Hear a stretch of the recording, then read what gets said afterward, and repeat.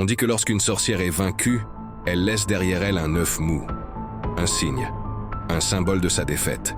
Les marabouts le savent, les chasseurs de sorcières aussi.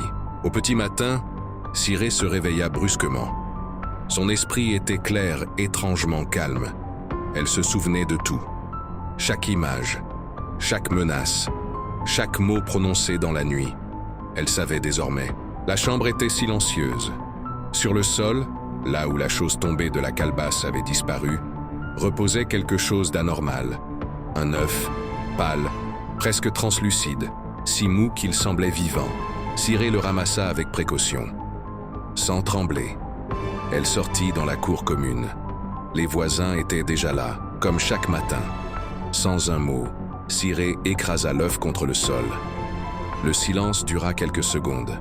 Puis soudain, des cris déchirèrent l'air. Ils venaient de la maison B. Les portes s'ouvrirent violemment.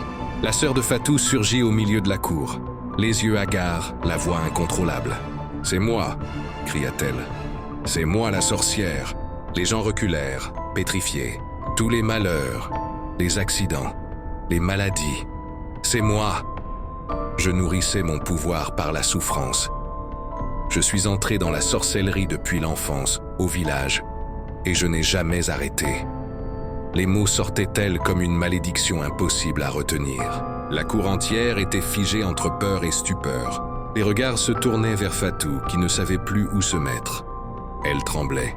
Elle comprenait enfin.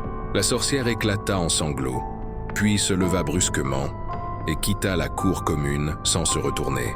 On raconte qu'elle est devenue folle, qu'elle erre désormais dans la ville, parlant seule, fuyant les regards. Et depuis ce jour, plus aucun malheur inexpliqué ne frappa la cour. Mais Ciré, elle, savait une chose. Ceux qui voient l'invisible ne redeviennent jamais tout à fait ordinaires.